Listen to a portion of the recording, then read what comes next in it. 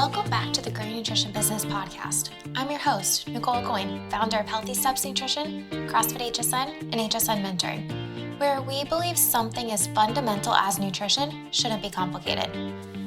The past 2 months have put an enormous amount of stress on entrepreneurs.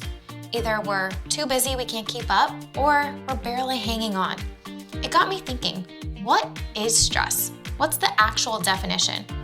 Well, according to the dictionary, the definition of stress is a mental state of strain or tension resulting from a demanding circumstance. I would consider COVID a demanding circumstance, really an unknown circumstance, unknown for how long this is going to last or when this chapter is going to be over. A couple of quotes keep coming to mind during this time. The first one that I keep repeating is we have to turn this obstacle into an opportunity. And the other one is life is 10% what happens to you and 90% how you react to it. We all handle stress in different ways. And in today's podcast, we have Amanda Timonere. She is a mental health counselor who works with entrepreneurs and families. This is such an important topic because mental health is often just overlooked and completely not talked about at all. But in this podcast, we talk about 3 main strategies when it comes to stress management as an entrepreneur. Right now, stress is at an all-time high, and in this episode, you will get practical tips to help you respond during these circumstances that are out of our control. Enjoy.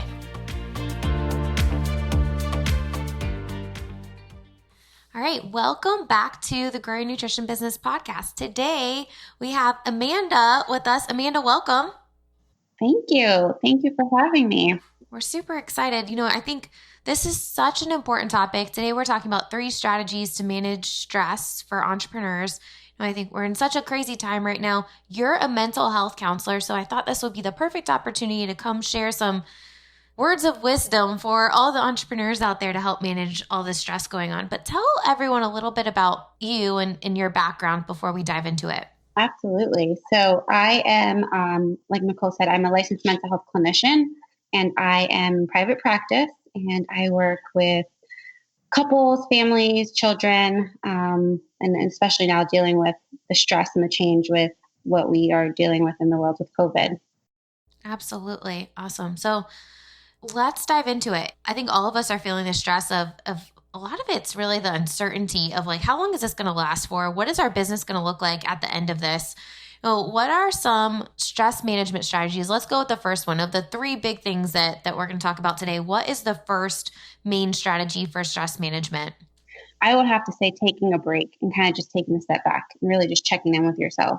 I think that all this came to us as a surprise, and we were flooded with this change of businesses kind of having to segue into the virtual world, having to really change how things were happening, operations as a whole, and really just focusing on what you're feeling and allowing yourself to feel what you're feeling so that we can keep moving forward. We can do that by taking a 10-minute break and practicing deep breathing techniques and really just sitting with ourselves so that we can allow ourselves to feel what we're feeling in order to kind of move forward with our plan of action. Absolutely. I think a lot of us were in this fight or flight mode at the beginning. Like we were working all these crazy hours to essentially build a virtual business overnight. And now it's kind of settled in. And I think all of us are starting to find some normalcy in what is a good routine for us. And, taking time for yourself is so, so important. What does that really look like? I mean, you said taking a break, and I think really planning those breaks is super important because I know for me, like you get sucked into the computer and I could literally spend probably 3 days straight catching up on everything, but it's just not possible. And I probably would not be the nicest person at the end of that. What does that really look like for most entrepreneurs?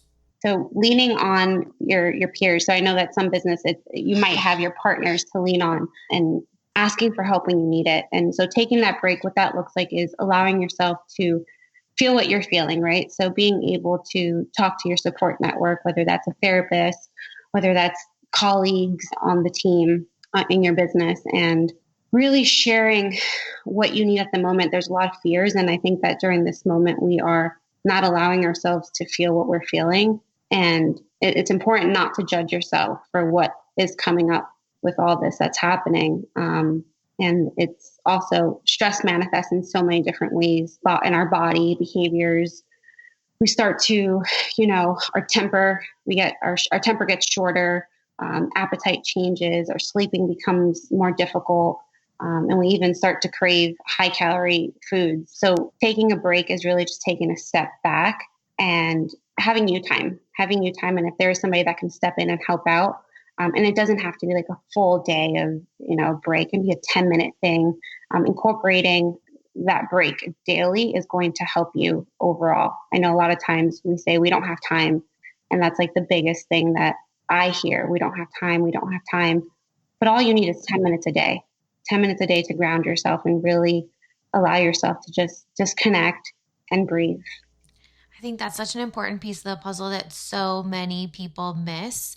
I know for me, it's having that workout of the day. And for a lot of people in the CrossFit industry, like us opening up CrossFit gyms, we obviously have a passion for fitness, but sometimes that gets put on the back burner for ourselves because we're so busy trying to do everything else for everyone else. And if you schedule in you time, I think that's so, so important. I was actually just talking to my pastor. I went to the church today to pick up a book, and he was like, Nicole, you'd be so proud. I've worked out 4 days in a row. I'm like, awesome.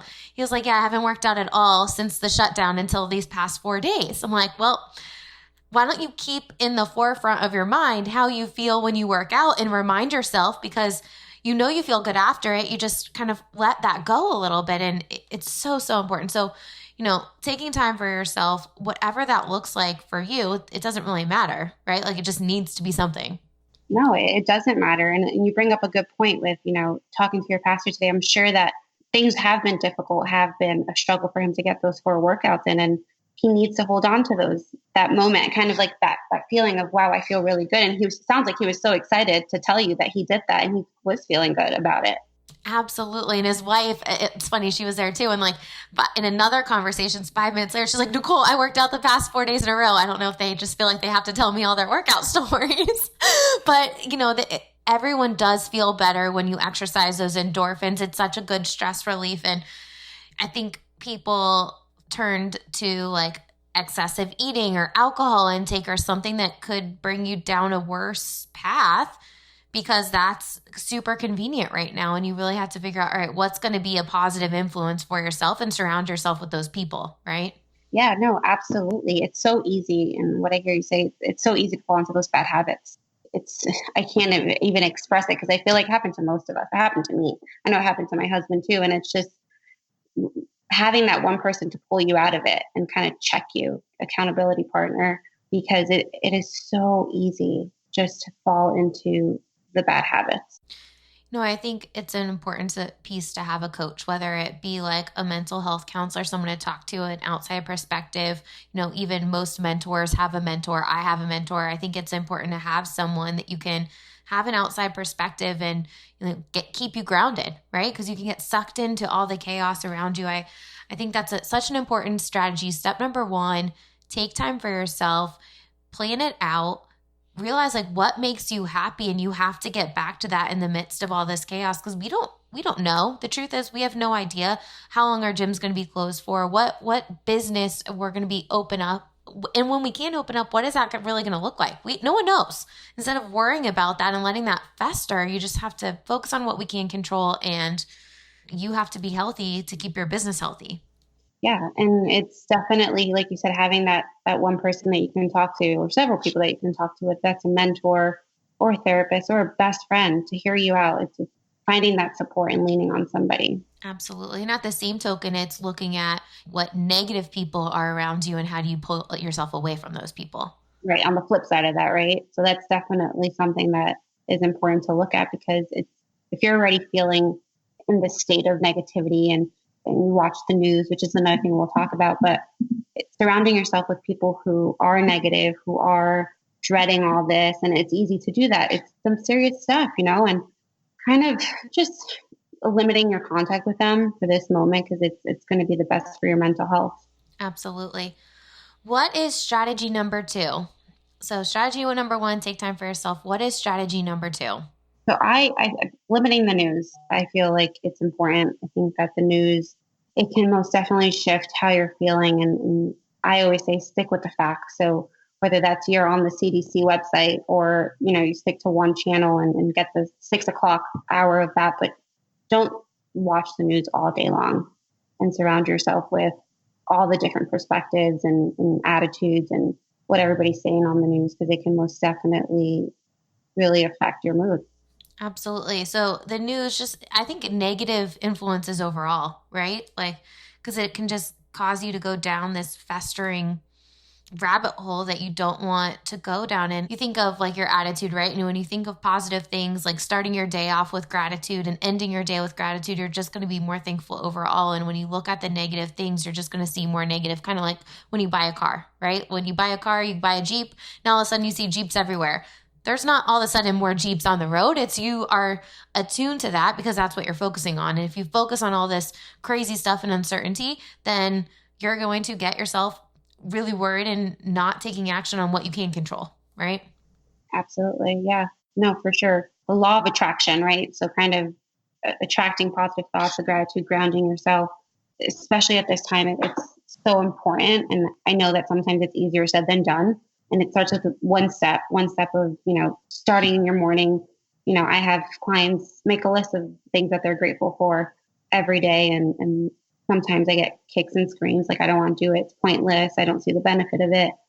But after a month, they're like, wow, I'm really happy that I actually did that exercise. It got them into the habit of pinpointing things that they're grateful for on a daily basis. Absolutely. One of the things we do in our mentoring group is a Bright Spot Friday. So every single Friday, all the nutrition coaches, gym owners put in every bright spot, every positive thing that happened for the week. And it's not bragging. It's just like, hey, I worked really hard and this thing was accomplished. And same thing with the gym, right? We do the Bright Spot Fridays. And it's important for all of us because when you see more positive things of everyone else doing awesome, it makes you want to do awesome too. Motivates. Yeah. Absolutely. I like that. Tip number 2. Eliminate the negativity, eliminate the news. What is strategy number 3? Strategy number 3 for me was family and friends. So connecting with people in your life that are important that we haven't been able to see because of what's going on. And part of that is getting creative and setting things up in the calendar, whether it's Friday nights, you talk to this crowd of the family, scavenger hunts. We did a scavenger hunt with the gym a few weeks ago, and that was great. It's a matter of being creative and bringing in the family so that the connection isn't lost with what's going on and us having to social distance and not visit people or families at their home. Especially you have to think like who of your family and friends is alone right now and they don't have like we both have our husbands, we have our kids that are keeping us interacting with them. But I mean, you got to feel, bad for the people that are living alone by themselves. Like who are they talking to? Are you making an extra effort to connect with them? Doing virtual Zoom meetings. We have a Facebook portal and you can kind of portal a bunch of people in at the same time. So we've been doing that and it's really, really fun way to get everyone talking and communicating that you haven't talked to in a while. All of us are feeling the same thing. It's definitely not the same as giving a person a hug. And it's weird. You get next to someone that you're used to giving a hug and you like go in for it and they're like, wait, nope, I'm staying 6 feet away from you. But I think it's so, so important. You're right. We have to get creative with how we're virtually connecting with people. Yeah, definitely get creative. And, you mentioned calling the people that don't have anybody to lean on. And, Cole's great grandpa, he lives alone and we make it an effort to call him every single week to check in. It's not part of our routine, but it wasn't, but now it is because he is alone. He's not allowed to go to Publix, he's 95. People have their routines. And at 95, you look forward to going to Publix. Yeah, absolutely. What are some creative ways? So I know like the virtual scavenger hunt is a really fun thing. We'll talk about it just real quick so that people are like, what is the virtual scavenger hunt? How do we do that? Essentially what we did is made a list of like 15 things. I think we maybe went through 10 of them, of 10 things. Like for instance, go find the most Tiger King thing you have in your house. And everyone who's on the Zoom meeting can go run. They have 60 seconds to go find that thing, come back, and then they present their thing to the group. And then you pick a winner each round.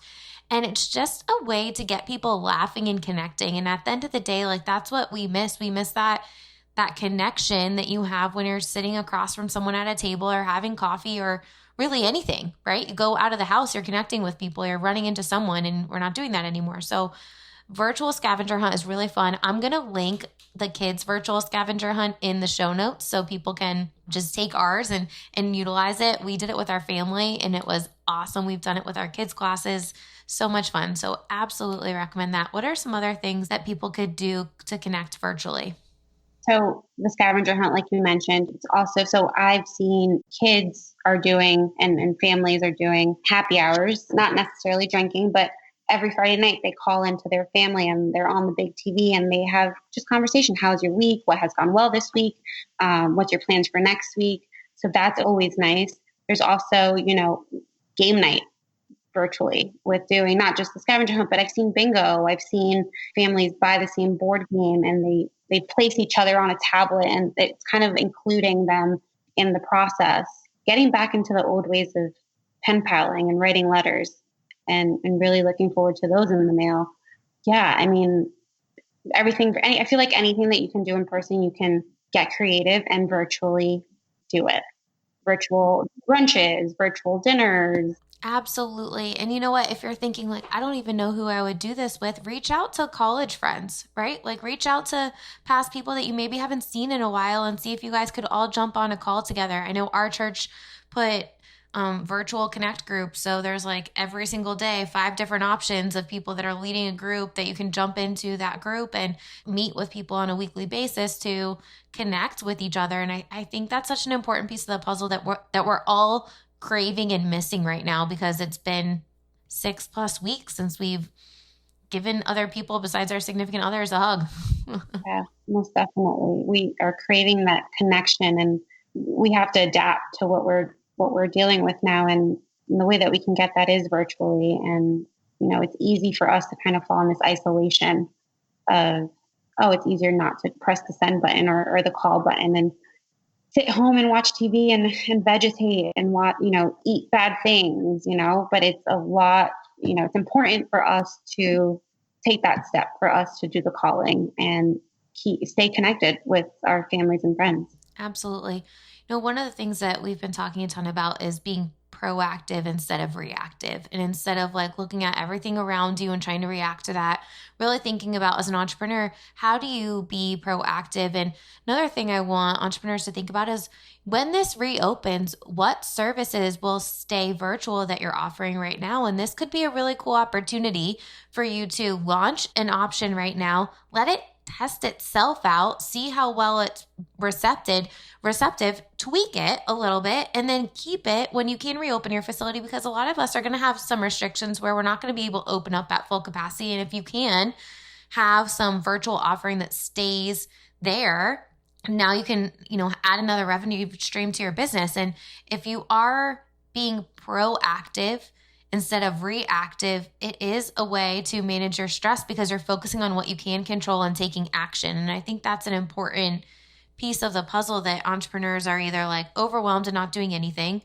and then you're going to fall behind. And then you've got the other spectrum of the people that are running with like, okay, I'm going to do all these things and I'm going to give myself a little bit of grace because most entrepreneurs, I know both of us are like, yeah, I got this new idea. I'm going to run with it and it's not perfect and I'm going to push it out and it's going to be okay. Like it doesn't have to be perfect. And that goes back to, the first thing you have to take a step back and realize like, it doesn't have to be perfect. You just need to put something out there.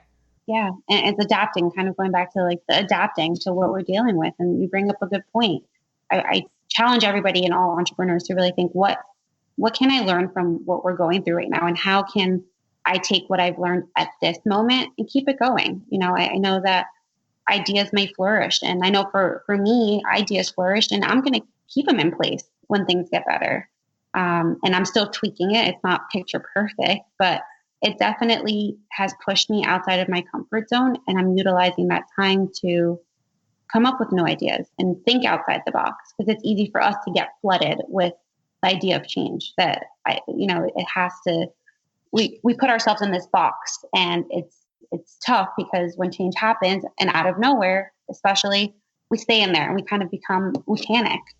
Absolutely. And you look at the Colby test and they test like 4 different things. Like, are you adverse to change? Are you not? Do you love new things? Do you like systems and structure? And I'm the opposite of that. We have an amazing team that has all the systems and structures that can be put in place, and I'm all about ideas. But this is a really great time for the people that love ideas, because you can test so many things out right now and just see what works well and tweak it, and then think like, okay, does this have a permanent place in the version 2 of my business, right? Absolutely. Yep, I agree with that. For entrepreneurs, and I've talked to so many dietitians, and any dietitians that are listening to this, or anyone that has been thinking about opening up a business, it is very low cost to open up a virtual business compared to open up a physical location. So now is the opportunity to test some things out and see if this is really something that you're passionate about, and if you really want to do it, right? Before you invest in a lease and all these other things. So I challenge you, like, now is the time to take a step outside of your comfort zone, test some things, see if you like it. And if you do, awesome, maybe you move forward. And if you don't, okay, scratch the idea and then move on. But if you're not taking action, you're never going to get anywhere. It goes back to you saying being proactive versus reactive, and adapting and using this time for change and growth within your business. I mean, as a mental health counselor, communication is such an important piece of your business. And I know a lot of people struggle with communication to the team, and then communicating your message in general overall. Like, what tips do you have for people that struggle with effective communication? Well, so my number one rule is listen, sit back and listen, and take in what your employees are saying, your employee is saying, and respond to what they're saying. So acknowledging what they're feeling and really honing in to their concerns.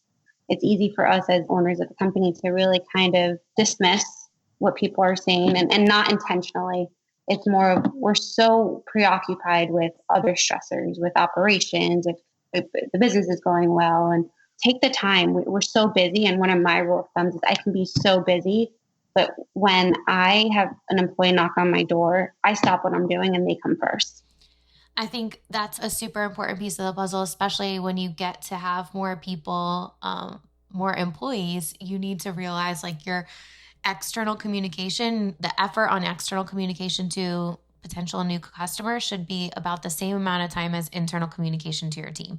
So, focusing on how is the message being delivered so that it's a consistent message to everyone, and making sure that your team isn't finding out about things the same time that your customers are finding out about things. And I know things are moving so fast. We use a system called Slack that helps with us, communicating to our team before, even just minutes before it goes to everyone else sometimes, but at least they heard it from us first before we send out a mass email or something like that. So, cascade communication, figuring out, okay, who's my core team? Who do I need to tell first? Can they deliver to their teams? And then it gets dispersed to, your customers. We've done a ton of video content because I feel like your videos relay a message a lot better than an email or a text. So, consider how you're delivering the communication. If it can be live, awesome. But likely right now it's not going to be live. Maybe it's just through like a video conference or recording a video so that people can see your emotion. Because a lot of the way you communicate is how you deliver the message, not exactly the words that you're delivering. Right. Your tone, your presentation, for sure, Nicole. That's a really good point. And what I'm hearing you say is also transparency, keeping everybody on the same page so that people are not getting different messages. That's how things kind of fall apart. When I look at the gyms that struggled through all of this, and some of them did not make it to the other side, it's the ones that waited too long to deliver the message of what their plan was going to be. But the ones that were like forefront with the communication of like, hey, when we have to shut down, this is what we're going to do. This is how we're going to add value to your membership. This is how we're going to be able to support you virtually, even though our physical location is closed. We are confident that we can still provide you the value that you need to stay on track and help you stay healthy.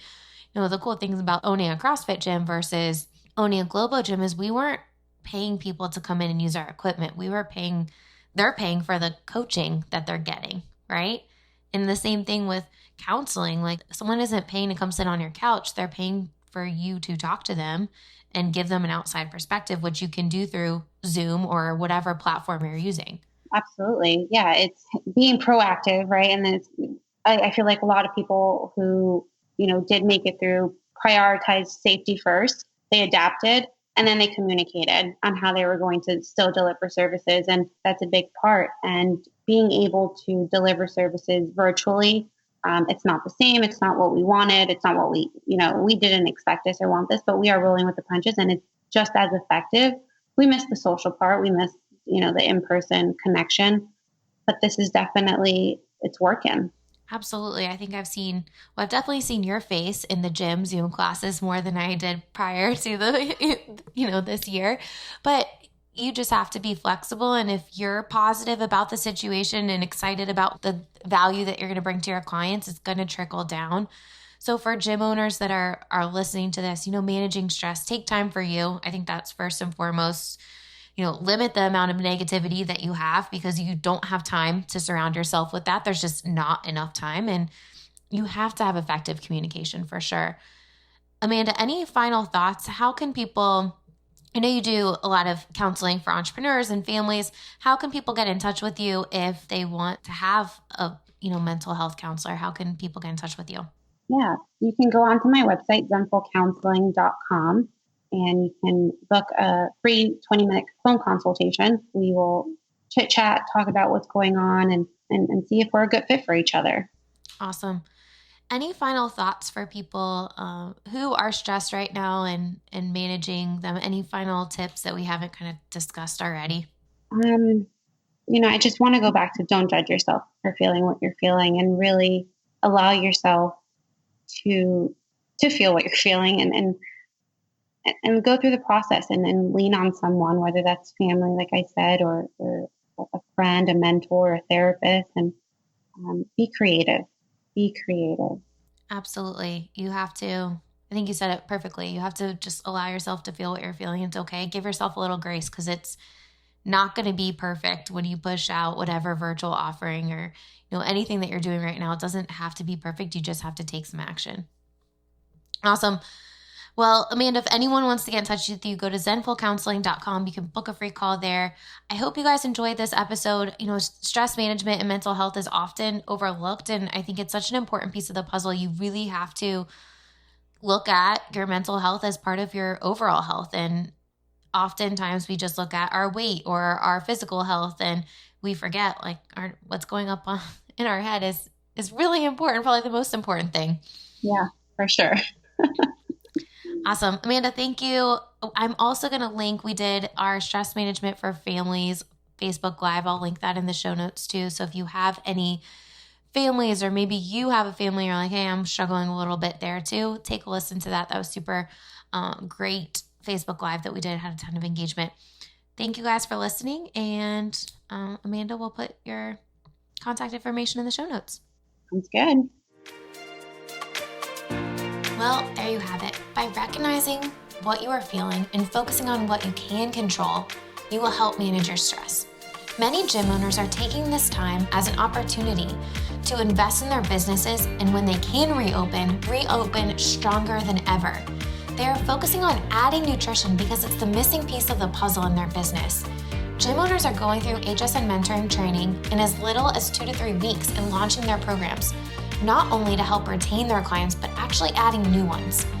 If you are looking for help launching a nutrition program and don't want to reinvent the wheel, we can help. Go to growyournutritionbusiness.com and book a free call today.